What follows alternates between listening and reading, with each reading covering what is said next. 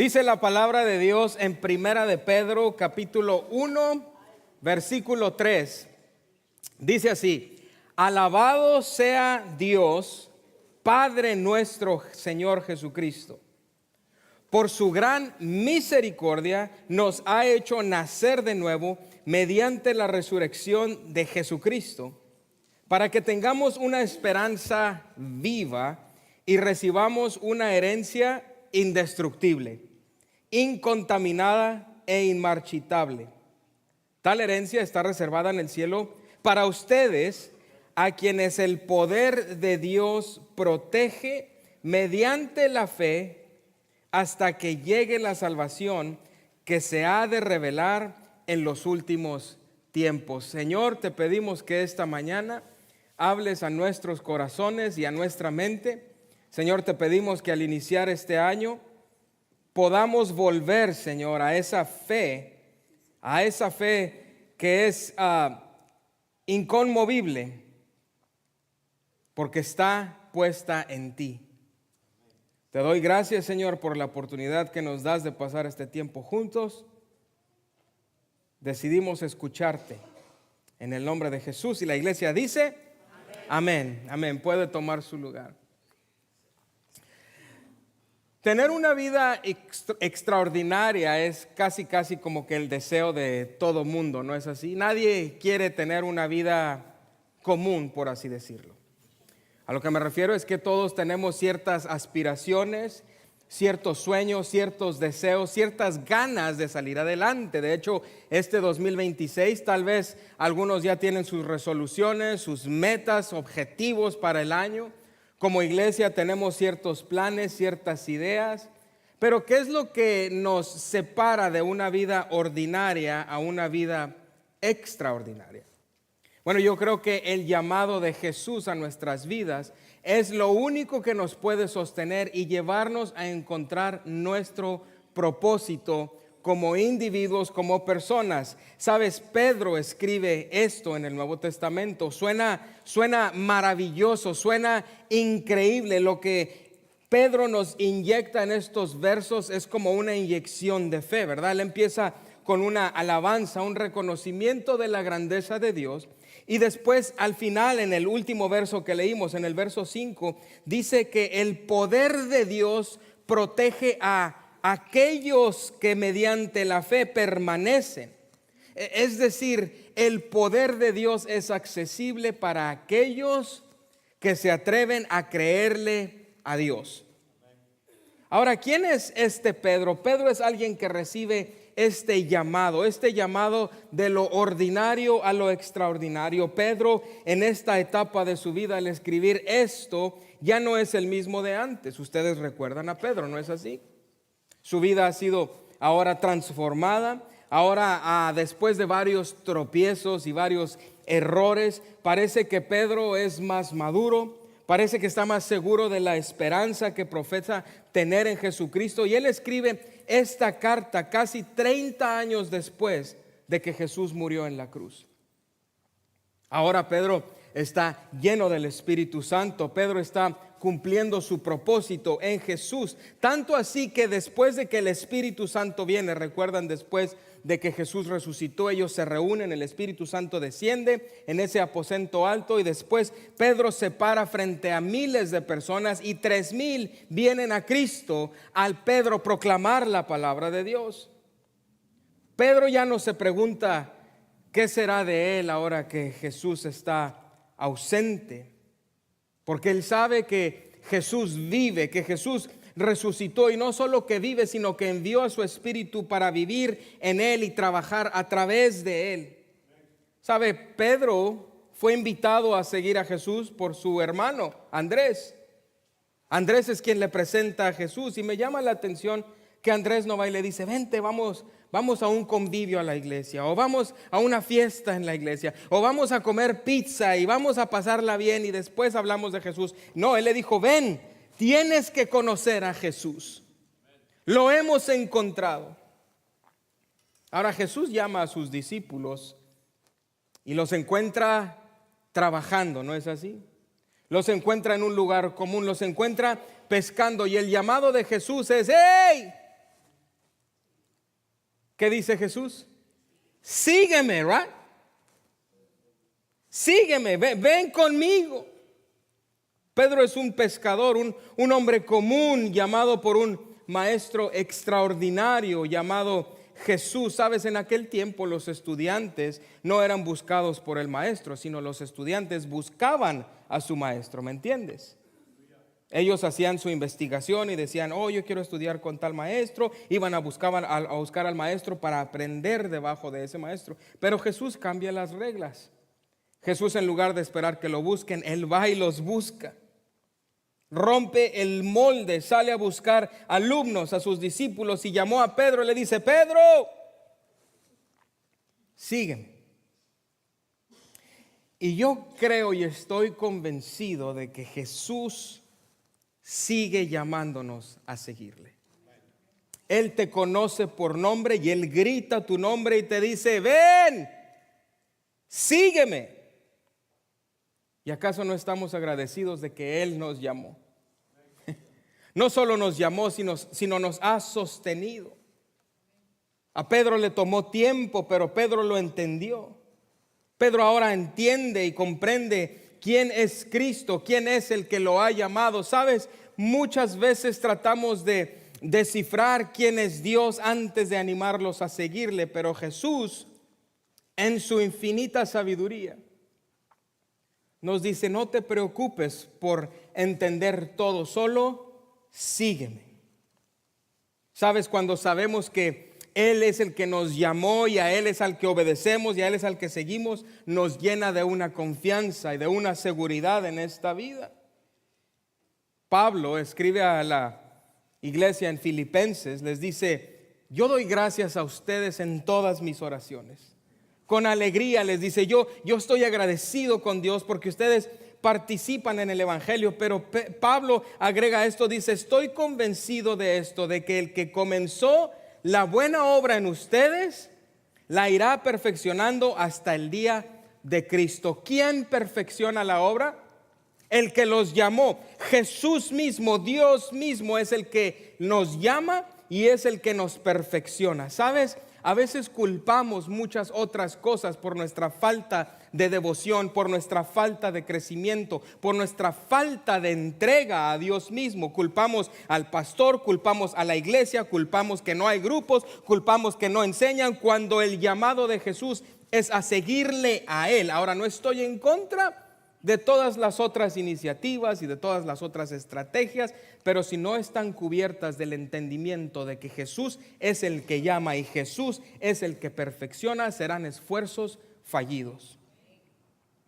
¿Cuál es el llamado que Jesús nos hace? A seguirlo. Así de simple.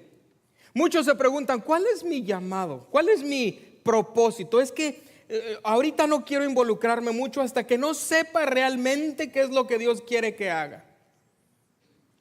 En mi opinión, es una pérdida de tiempo tratar de saber qué es exactamente lo que quieres que Dios te ponga a hacer si no te atreves a hacer lo que no quieres hacer.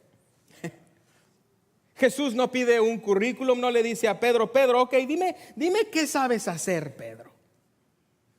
O dime qué te gusta, dónde te sientes cómodo, Pedro, porque no quiero incomodarte. Quiero que me sigas, pero que me sigas a gusto, que hagas lo que te gusta. ¿Quién se siente incómodo ya? Sabes, tu propósito no es algo que tienes que encontrar en el mundo. Tu propósito se encuentra en la persona de aquel al que sigues. Es como el objeto de tu fe. Lo que nos da esa seguridad de la que Pablo le escribe a la iglesia en Filipenses es de tener la certeza de que los llamó, los perfeccionará y culminará toda la obra. No es en el esfuerzo, no es ni siquiera en la cantidad de fe, sino es en aquel en quien ponemos nuestra fe. Jesús es el único que jamás te decepcionará, jamás te fallará. Sabes, hoy en día a la gente a veces le gusta decir, bueno, no importa lo que creas, con que lo creas con todo tu corazón, con que seas buena persona, pero esto no funciona así. Es el objeto de tu fe lo que te da la certeza de que es algo real, de que es algo verdadero. Jesús no es una idea, no es una ilusión, no es un deseo que tal vez sea verdad. Jesús es el camino, la verdad y la vida. Y Él dijo, y nadie llega al Padre si no es por mí. Es Jesús mismo quien salva, quien redime, quien nos da esperanza. ¿Cómo explico el objeto de la fe? Bueno, es como si te estuvieras cayendo en una barranca y estuvieras agarrado de la última piedrita así con las uñas, apenas cayéndote. Ahora imagínate que hay una rama a tu izquierda bien gruesa donde si la alcanzas te agarras y de ahí subes y te salvas. Ahora imagínate que del lado derecho hay una ramita así delgadita. De esas que aunque te cuelgues sabes que nomás no te sostiene porque los tamales estuvieron buenos al fin de año. ¿De cuál rama te vas a agarrar? De la gruesa, la fuerte, ¿verdad? Oye, pero es que en el mundo, en la vida, en el día de hoy decimos cosas tan incoherentes como, oh, no importa cuál rama agarres, con que la agarres con todo tu corazón y creyendo, y con que tengas buenas intenciones, tú agárrate de lo que sea, mientras seas buena persona, pero el mundo no funciona así.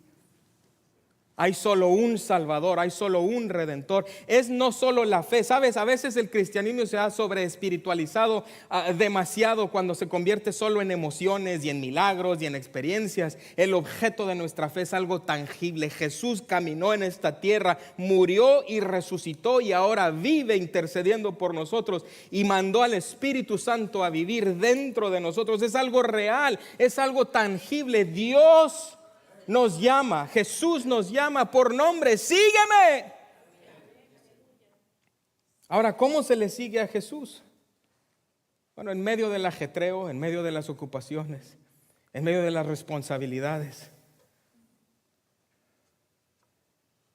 A Jesús se le sigue en medio de ese ajetreo, en cada día común de tu vida, al despertar y al ir a dormir, al ir a trabajar, al ir a estudiar. Él te sigue llamando cada momento, como tratas a los demás, como tratas a tu esposo, esposa, hijos, hijas, compañeros, amigos, padres. Jesús dijo, sígueme. Y luego que dijo, y yo les haré. Pero ¿cuál es el llamado? Seguirlo. ¿Quién es el que hace la transformación? Jesús. Tú sígueme, yo me ocupo de cambiarte. Tú sígueme y yo te haré. Es un paso a la vez. Es una promesa tan grande que tenemos, oiga. Yo te haré. Tú solo sígueme, yo te haré. Nosotros, nuestra responsabilidad es seguirlo. Él se encarga de hacernos. Ahora la pregunta es, ¿sabe? Todas las iglesias que yo conozco constantemente están tratando de alcanzar al perdido. A veces se hacen campañas evangelísticas, eventos. Usted sabe. Ahora yo no estoy en contra de nada de eso.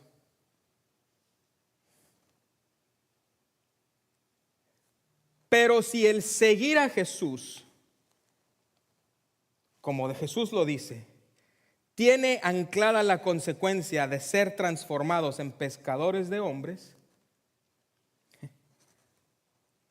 y las iglesias no están pescando, el problema no es en la pesca, el problema es en el seguirle.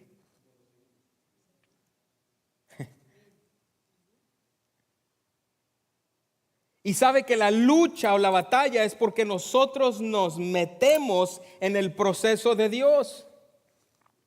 Intervenimos en ese proceso entre seguirle y en el ser transformados tratamos de meter nuestras ideas. Pedro luchó con esto. De hecho, él trató de hacer el trabajo por su propia cuenta. ¿Recuerda cuando le corta la oreja al soldado? Pero antes de eso, Pedro ya había tenido ciertos problemas.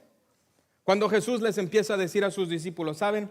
Ha llegado el tiempo, tendré que sufrir, tendré que morir, pero voy a resucitar. Pedro le dice, Jesús, ven Jesús, necesito hablar contigo, Jesús. Vamos arreglando esta situación, Jesús. Me hace que estás confundido, Jesús. Y dice la escritura que comenzó a reprenderlo. Pedro comenzó a decirle a Jesús: de ninguna manera, Jesús. No. Estás mal, Dios. Y Jesús voltea con Pedro y ¿qué le dice a Pedro? Aléjate de mí, le dice, Satanás. ¿Quieres hacerme tropezar porque no piensas en las cosas de Dios, sino en las cosas de los hombres? Es decir, nosotros hemos sido llamados a seguirlo incluso cuando no entendemos, incluso cuando los planes parecen confusos, nebulosos, no claros. El llamado sigue constante: sígueme. Sígueme, dijo Jesús, yo te haré, yo te cambiaré, yo te transformaré. Pero Pedro es terco, sin agraviar. ¿Cuántos tercos hay aquí el día de hoy? Les decía yo en la mañana, yo, y si pudiera levantar la otra, yo. Y todos aquí también. Somos tercos, ¿verdad? Queremos las cosas a nuestra manera. Él quiere transformarnos y queremos que nos cambie. Cámbiame, Señor. Hazme más como tú. Hasta que viene el problema que hay que sobrellevar a su manera. Entonces ya no nos gustó. Cámbiame, pero a mi modo, a mi ritmo, a mi gusto. Jesús dice: no te metas, tú solo sígueme. Y es que hay conflicto de voluntades, ¿no es así? Pedro, fíjate, Pedro reconoce a Jesús como el Mesías. Antes de que Pedro sea llamado Satanás por el mismo Jesús, antes de eso, versos antes, Jesús tuvo una conversación con los discípulos y les dijo: ¿quién dicen los hombres que soy yo?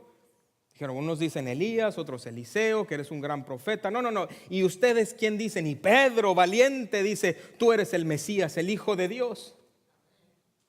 Él entendía quién era Jesús, pero le costaba aceptar el método de Jesús. Qué distinto es entender y afirmar a alguien, pero no aceptar sus métodos. Pedro entiende quién es Jesús. Tú eres el Cristo, el Hijo del Dios viviente, pero lucha con aceptar con lo que Cristo, el Hijo del Dios viviente, está a punto de hacer. Y es que nosotros batallamos con el por qué. Y es normal, es común, es nuestra humanidad. Cuando pasamos por situaciones difíciles que traen dolor a nuestra alma, a nuestro corazón, muy a menudo la pregunta es que ¿por qué? ¿Por qué? Y Jesús le dice: porque tienes las preocupaciones humanas luchando con las preocupaciones de Dios. Y como Pedro, nosotros a veces tratamos de reprender las temporadas difíciles de la vida, ¿no es así? Pero a veces no nos damos cuenta que esas mismas temporadas difíciles de la vida son parte del plan de Dios, son parte del proceso, y nuestra responsabilidad es seguirlo aún en medio del dolor, seguirlo aún en medio de la duda, seguirlo aún en medio de la incertidumbre. Las buenas noticias para nosotros es que, de acuerdo a la Escritura, no tenemos por qué entenderlo todo. Solo debemos seguir caminando. Sígueme, le dijo, sígueme. Y es que tenemos un corazón terco, queremos ser cambiados, pero a menudo nos resistimos al proceso del cambio. No debemos entender el porqué para mantenernos unidos al quién, al objeto de nuestra fe. Solo tenemos que seguirlo. Sabes, la próxima semana iniciamos una nueva serie de sermones. Se llama Raíces y Cimientos. Y vamos a hablar de la palabra de Dios, la Biblia, por qué somos cristianos. Vamos a enfatizar durante toda la serie la importancia de la oración, de un tiempo a solas con Dios.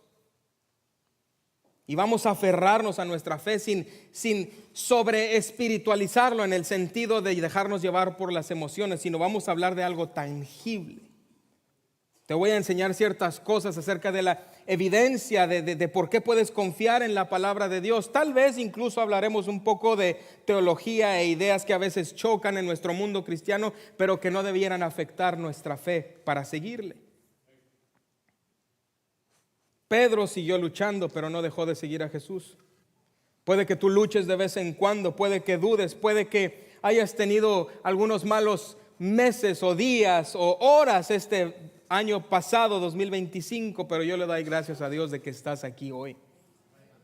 Porque hay algo en tu interior que te dice, tal vez este Dios de veras se interesa por mí. Y quiero decirte, sí se interesa por ti, te ama, te conoce por nombre, sabe lo que piensas, sabe lo que necesitas y Él te ama. Y Él te promete hacerte la persona que debes ser. Podemos estar dudando y Él sigue persiguiéndonos con su amor. Yo le doy gracias a Dios y le doy gloria a Dios porque a pesar de la oposición, a pesar del desánimo, a pesar de la confusión, del dolor y las situaciones inexplicables que hemos enfrentado, seguimos aquí, seguimos de pie, firmes, tratando de seguir a Jesús. Tú debes estar agradecido de que tu fe te mantiene vivo, aferrado a Jesús y creyendo en sus promesas. Ahora quisiera hablar brevemente de la anatomía de la negación, porque Pedro tiene problemas con su fe. Del punto en el que él decide seguir a Jesús a la escritura que leímos 30 años después de la resurrección, hubo un suceso ahí donde Pedro, el que le predicó a miles y 3,000 vinieron a Cristo, negó a Jesús. No una vez, no 2 veces, lo negó 3 veces. Pedro estaba confundido. A pesar de que Jesús le había advertido que iba a morir, Pedro tiene un momento de crisis. El naufragio lo llamo yo. Sabes, en Lucas capítulo 22, puedes leerlo después, está la historia donde Pedro niega a Jesús 3 veces. Y en esas 3 veces que lo niega, la respuesta es distinta y yo creo que nos indica ciertas cosas. La primera vez él les dice, mira, yo no soy quien tú piensas que yo soy. La segunda vez dice, no sé de qué estás hablando. La tercera vez dice, no sé de qué me hablas. Veamos las 3 veces que Jesús niega a Jesús para entender la anatomía de la negación. Sabes, cuando pasas por tiempos difíciles, cuando pasas por tiempos de crisis, cuando se pudiera decir tu corazón es hasta cierto punto destrozado, que estás desanimado, tendemos a empujar la fe a un lado, tendemos a irnos a la deriva y desviarnos y seguimos reconociendo a Dios, pero no le estamos siguiendo. Hay 3 consecuencias de un corazón destrozado. La primera es que olvidamos quién es Dios. Fíjate, la primera respuesta que Pedro dio en Lucas 22 es, yo no lo conozco. Cuando le dicen, tú eres uno de los que andaba con Dios, no, yo no lo conozco. A veces fingimos que Dios está distante o que no le importamos cuando hay sufrimiento, cuando hay dolor. Y eso es exactamente lo que el enemigo quiere que olvidemos. Ahora, no olvidamos a Dios literalmente, pero nos alejamos y fingimos no saber quién es Él. Muy en nuestro interior sabemos que Él tiene el control, que Él es Dios, que Él es más grande que cualquier problema. De hecho, aunque estemos alejados de Dios, cuando pasamos por tiempo de crisis le llamamos al que creemos está más cerca de Dios y le decimos, hey, ¿puedes orar por mí? Pero nuestro corazón, cuando está roto, finge no saber quién es Dios. Y decimos cosas como es que Dios está lejos, a Dios no le importó, Dios no está conmigo, Dios es, y tú llenas el blanco. 30 años después de que Jesús resucita, Pedro dice, Dios es digno de alabanza, Dios es nuestro Padre, Dios está lleno de misericordia. Este es Dios que a pesar de tus circunstancias, Él es Señor. A pesar de tus decepciones, Él sigue siendo bueno. No lo merecías, pero Él te dio misericordia. Él tomó tu lugar y el mío y nos da esperanza. Y Dios es digno de ser alabado. ¿Quién es Dios para ti? No te ha dejado. No se ha olvidado de ti. Hará justicia a su tiempo. Su mano es poderosa para salvar, para restaurar, para proveer, para sanar, para liberar. 30 años después, Pedro lo reconoce. 30 años antes, Pedro dice, no lo conozco. Él claro que volvió a creer, volvió a confiar, tuvo fe para seguir una vez más. Lo segundo que quiero señalar es que cuando Pedro estaba destrozado, no solo olvidó quién era Dios, pero también tuvo un problema de identidad, olvidó quién era Él. Cuando nuestro corazón está roto y quebrantado, muy a menudo olvidamos quiénes somos, nos sentimos menos, nos sentimos separados, nos sentimos alejados. Pedro dijo, yo no soy uno de ellos. Lo primero que dijo, no lo conozco. Lo segundo que dice, yo no soy uno de ellos. Y es que, ¿sabes? Sin Jesús perdemos nuestra identidad y tratamos de regresar a nuestra vida vieja. Pedro, después de que Jesús resucita, él trata de volverse a ir a pescar, ¿recuerdas? A su vida anterior. ¿Por qué? Porque perdió su identidad. Lo que le dio identidad antes era estar siguiendo a Jesús, pero cuando los planes de Jesús no eran de acuerdo a lo que él quería o creía, perdió su identidad. Sabes, nunca sabrás quién eres realmente a menos que reconozcas quién es Dios. Y como Pedro dejó de seguir a Jesús con el corazón, ya no podía reconocerlo a él y perdió su propia identidad. Por eso intenta volverse a ir a pescar. Él dice, soy un pescador. Tal vez en nuestro día decimos, no, es que yo no nací para eso. Yo soy un pecador, yo estoy adicto al trabajo, yo tengo esta adicción y nunca puedo ser libre, yo soy un fracasado, es que a nadie le importo. Y la verdad es que todos hemos luchado con nuestra identidad. Aún los pastores luchamos con nuestra identidad, porque intentamos definirnos por lo que hacemos, por lo que tenemos o por lo que hemos hecho o logrado. Pero si queremos tener la fe para seguirle, nuestra identidad debe venir de lo que Dios dice que somos. La semana pasada cantábamos esa canción, ¿lo recuerda? Yo soy quien tú dices que yo soy, hijos e hijas del Dios vivo. Soy una nueva creación, he sido redimido, ya no estoy atado a mis errores, a mi pasado, a mi pecado, porque Él me ha rescatado y me ha dado una vida nueva. Pedro tenía tanto miedo de que Jesús muriera que lo negó y perdió su identidad. Pero ahora Pedro dice que tenemos una esperanza viva, no porque Jesús murió, sino porque Jesús resucitó. Sabes, mucha gente ha muerto por buenas causas, pero solo uno ha resucitado y nos ha dado un nuevo nacimiento a una esperanza viva, y su nombre es Jesús. La pregunta es, ¿estás siguiendo a Jesús? Y si lo estás siguiendo, entonces puedes decir con confianza, soy una nueva creación, soy perdonado, tengo esperanza, soy quien dice que soy un hijo del Dios viviente a través de Jesucristo. La tercera consecuencia, la primera, no lo conozco. La segunda, no soy quien tú crees. La tercera es, nos escondemos tras excusas. Pedro dijo en la tercera vez que le preguntaron, no sé ni de qué me estás hablando. Se hizo loco. Excusas. ¿Alguien aquí le gusta poner excusas? No lo vea. Nomás levante la mano o hágale así. Y es que a veces usamos el ajetreo, lo material, para evitar enfrentar nuestro quebranto.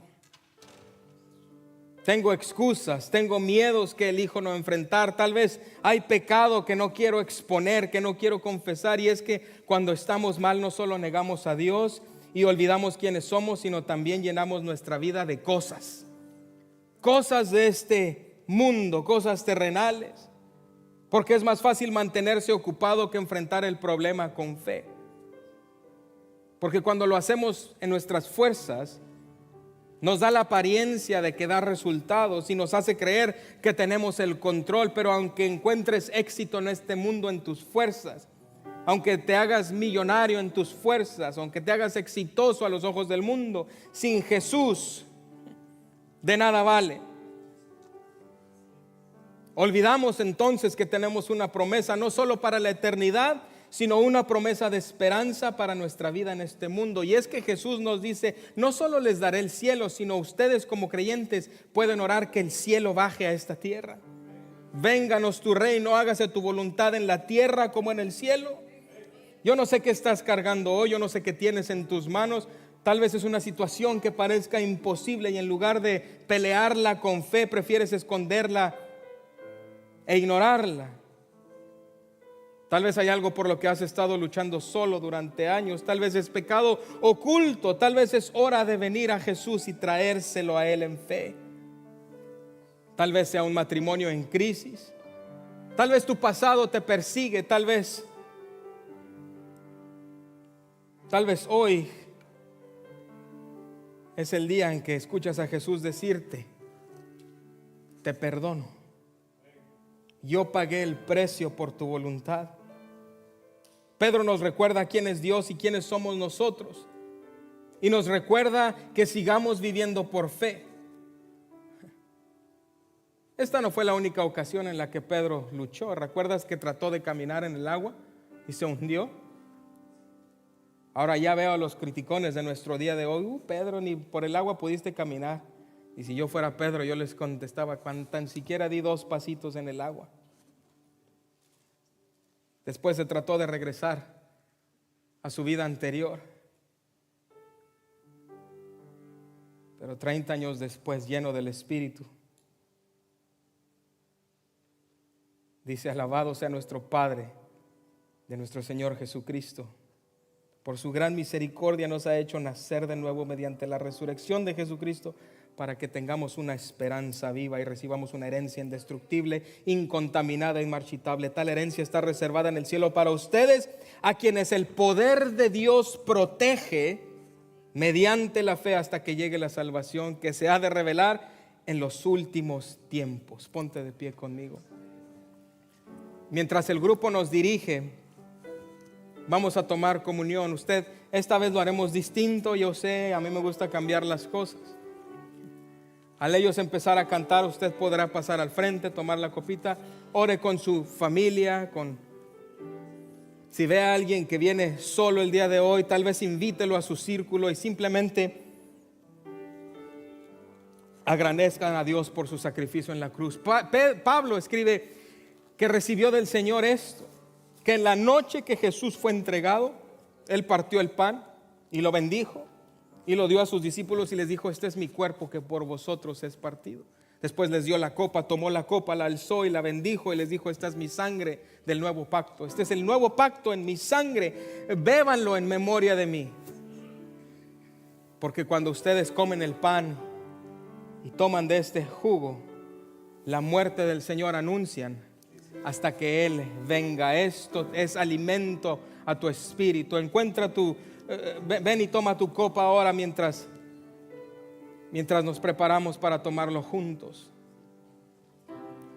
Sabes, Pedro tal vez dejó de seguirlo, pero lo que me encanta es que Jesús nunca dejó de buscarlo. Cuando Pedro trató de irse a pescar, Jesús se aparece y les hace de almorzar pescado frito, para recordarles que aunque tú tratas de correr, yo voy tras de ti con mi gracia y con mi amor. Oh, gracias Dios por tu amor, por tu misericordia. Pedro es una persona totalmente diferente. Él reconoce que Dios es digno. Su identidad es restaurada. Ya no somos fracasados, ni adictos, ni pecadores. Somos herederos de una herencia que nunca perece, y su poder, el poder de Dios mismo, está disponible. Y dice Pedro, nos protege por medio de la fe. Protegidos. Tu mayor protección no es tu cuenta de ahorros, no es tu empleo, no es tu ministerio, no es tu talento.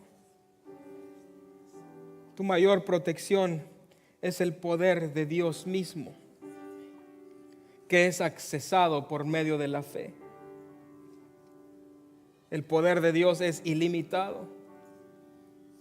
Dios, esta mañana confesamos que a veces, Señor, hemos dudado, y te damos gracias por tu sacrificio en la cruz. Gracias, Señor, por tu perdón. Comemos este pan, bebemos de este jugo en memoria de ti. Y Señor, proclamamos tu grandeza.